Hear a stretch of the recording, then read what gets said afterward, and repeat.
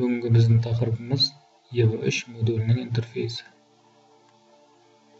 EV3 модулінің интерфейсі. EV3 модулі бұл роботтарды әрекетке келтіретін басқару орталығы. Экранның басқару модулінің батырмаларының және 4 негізгі терезелерін қамтитын интерфейстің арқасында сіз әртүрлі таңғажайып мүмкіндіктерге ие EV3 модулінің қызметтерін пайдалана аласыздар. Бұл қарапайым қызметте болуы мүмкін. Мысалы, бағдарламаны іске қосу және тоқтату, немесе қиын түрі бағдарламаның өзін жазу. Интерфейс мәзір. EV3 мынадай 4 бөліктерден тұрады. Бірінші соңғы бағдарламалар, екінші файл менеджері, үшінші басқару блогы бағдарламасы, төртінші баптаулар блогын басқару. Соңғы бағдарламаларға тоқталып өтсек, компьютерден жүктелген бағдарламаларды іске қосыңыз. Сіз бағдарламаны жүктеп және іске қоспайынша бұл терезе сол қалпында бос тұрады. Бұл терезеде сіздің соңғы рет қосқан бағдарламаңыз көрсетіледі. Әдепкі қалып бойынша соңғы жіберілген бағдарламаның жоғарғы тізімінде көрсетіледі. Файл менеджері микрокомпьютердің жадына немесе қосымша SD картада сақталып тұрған барлық файлдарды басқару мен оған деген қолжетімділік файл менеджері арқылы жүзеге асады. Әр жобада қолданылған нақты бағдарламалық файлдар, сондай-ақ әрбір жобаға пайдаланатын дыбыстар және суреттер арнайы папкаға жинақталған. Файл навигаторы көмегі арқылы файлдың орнын ауыстыруға және өшіруге болады. Басқару блогы қосымшасы. EV3 модулінің алдын ала орнатылған 4 қосымшасы бар. Порт көрінісі, моторларды басқару, IR басқару, модульді бағдарламалау орталығы. Порт көрінісі қосымшаның бірінші терезесіне сіз тез арада бағдарламалардың және мотордың қалай байланысқанын көре аласыз. Суретке назар аударыңыз. EV3 басқару модулі арқылы бос емес порттарға өтіп, датчиктер немесе мотордан алынған көрсеткіштерді көре аласыз.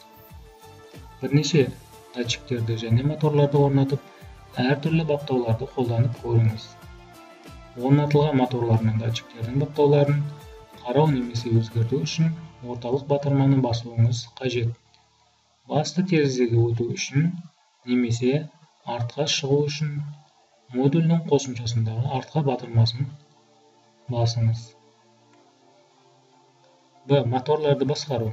Кез келген төрт шығару портының біреуіне жалғанған мотордың тура немесе кері қозғалысын басқара аласыз. Екі түрлі режим бар. Бірінші режимде сіз жоғарғы және төмен батырмалар арқылы және солға оңға батырмалар арқылы портына жалғанған моторларды басқара аласыз. Келесі режимде сіз жоғары және төмен батырмалар арқылы және солға және оңға батырмалар арқылы портына жалғанған моторларды басқара аласыз. Суретке назар аударыңдар. Режимдерді ауыстыру үшін ортасындағы ОК батырмасын басу қажет. Басты терезеге өту үшін артқа батырмасын басыңыз. Модульді бағдарламалау орталығы. EV3 модулінің ішінде арнайы бағдарламалық құрал орнатылған. Ол EV3-ге орнатылған бағдарламаларды компьютерсіз модульдің ішінде жазу үшін керек. EV3 модулінің баптаулары. Бұл терезеде EV3 модуліндегі жалпы баптауларды жасауға болады. Мысалы, дыбыс деңгейін азайту, Wi-Fi-ді қосу және тағы басқа. Дыбыстық деңгей. Баптаулар терезесінде арнайы дыбыс деген баптау бар. Ол арқылы дыбысты ұлғайтуға немесе азайтуға болады. Мына суретке назар аударсақ, солға және оңға батырмаларын басып, дыбыстың деңгейін баптай аласыз. Дыбыстың диапазоны 0 және 100 аралығында болады. Яғни айтқанда, сол жақ кнопканы басқан кезде дыбыс азаяды, оң жақ батырманы басқан кезде дыбысты көбейтуге болады екен. Ұйқы режимі. Берілген менюдің ішінде ұйқы режимін таңдап, сіз EV3 модулін пайдаланбаған жағдайда белгілі бір уақытта ұйқыға кетеді. Оңға және солға батырмалар арқылы аз немесе көп аралықты 2 минуттан шексіздікке дейін белгілеңіз. Өзгертуді растау үшін орталық батырманы басыңыз.